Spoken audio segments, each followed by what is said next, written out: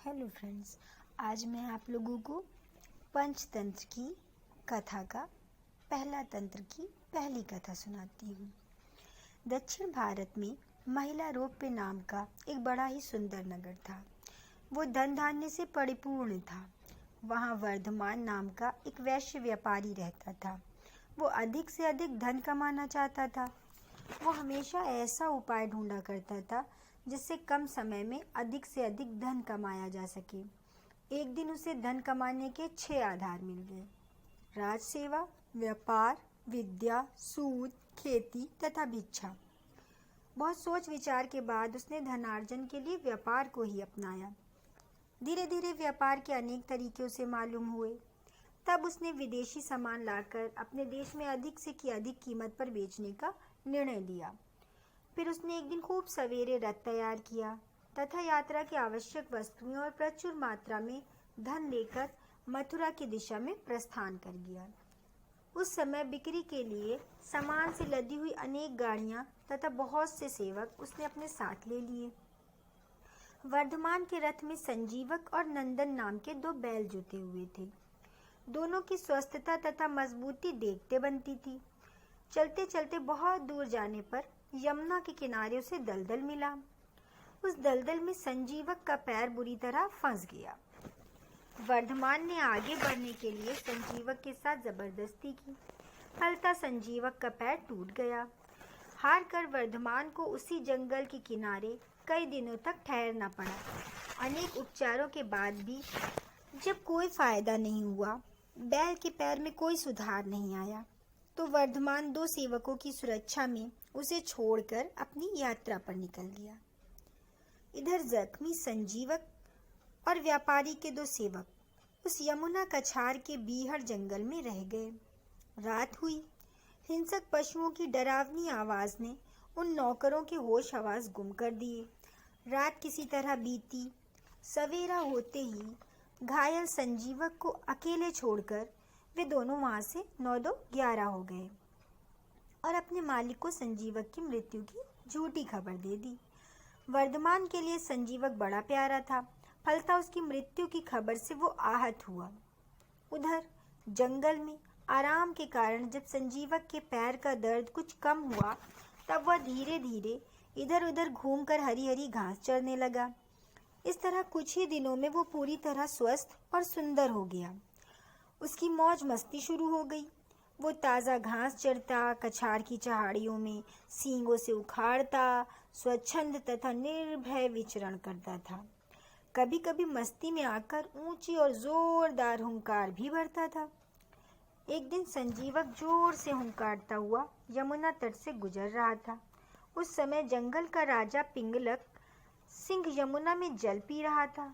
संजीवक की उस भयानक हुंकार से पिंगलक के होश उड़ गए। वो डर के मारे पानी पीना छोड़कर भाग गया और भागकर झाड़ियों में छिप गया। वहीं पास खड़े करटक और दमनक नामक 2 गीदड़ों ने सारी घटना देखी। वे दोनों पिंगलक सिंह के अत्यंत करीबी थे, किंतु बाद में पिंगलक से उनकी अनबन हो गई थी, जिस कारण दोनों दुखी रहते थे। फिर भी उसके शिकार से बचे भोजन के लिए वे उसके इर्द गिर्द रहा करते थे। उस दिन पिंगलक को भय से भागते देख वे आश्चर्यचकित थे। दमनक ने करटक से पूछा, मित्र, पिंगलक जंगल का राजा है, उससे जंगल के सभी जीव जंतु भयभीत रहते हैं, किंतु आज वो बिना जल पिए प्यासा भयभीत होकर झाड़ियों में क्यों छिप गया? करटक बुद्धिमान के साथ साथ अनुभवी भी था। उसने अपना विचार व्यक्त करते हुए कहा, मित्र, हमें इन बातों में पड़ने की जरूरत नहीं है कि सिंह क्यों छिपा।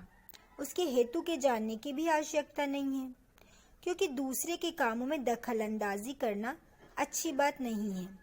जो कोई ऐसा करता है उसकी गति तड़प तड़प कर मरने वाले उस बंदर की तरह होती है जिसने कौतूहलवश दूसरों के कामों में अपनी टांग अड़ाई थी। करटक की बात सुनकर दमनक के मन में उस कहानी को जानने की उत्कंठा प्रबल हो उठी। उसने पूछा, मित्र, मुझे पूरी कहानी सुनाओ, ये कैसे हुआ? करटक ने कहा, मित्र, लो सुनो, मैं आगे की बात बताता हूँ। दमनक की जिज्ञासा को शांत करते हुए कर्टक ने कहा, मित्र, एक बहुत बड़ा नगर था। उसमें एक वैश्य रहता था। एक दिन उसके मन में एक मंदिर बनवाने की इच्छा जगी। नगर के पास ही उसने मंदिर बनवाना प्रारंभ कर दिया। राजमिस्त्री, बढ़ई और अनेक प्रकार के मजदूर काम में जुट गए।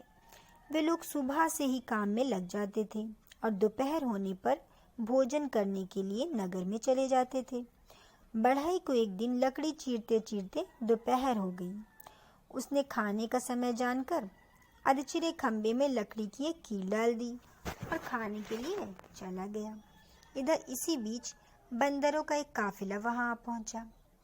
अपने चंचल स्वभाव के कारण कारीगरों के औजारों तथा अन्य सामानों से उन लोगों ने खेलना शुरू कर दिया। इसी बीच एक बंदर की नज़र लकड़ी के खंबे में लगी कील पर गड़ गई। उसने उसे खेल का अच्छा सामान समझा और उससे खेलना शुरू कर दिया। वो लकड़ी के अधचिरे भाग पर बैठ गया और दोनों हाथों से कील को पकड़कर हिलाना शुरू कर दिया। उसे अपने इस खेल में बड़ा ही आनंद आ रहा था, लेकिन वो इस बात से बिल्कुल अनजान था कि उसका अंडकोश लकड़ी के अधचिरे भाग के फांक में लटका हुआ है। उसने पूरी ताकत से कील को हिलाना शुरू कर दिया। फिर क्या था, कील लकड़ी की फांक से बाहर निकल आई और कील की जगह लकड़ी के फांक में बंदर का अंडकोश फंस गया और तत्क्षण उसकी मृत्यु हो गई और उसका राम नाम सत्य हो गया। इसीलिए कहते हैं कि किसी को अन्य दूसरे के काम में अपना दखल नहीं देना चाहिए।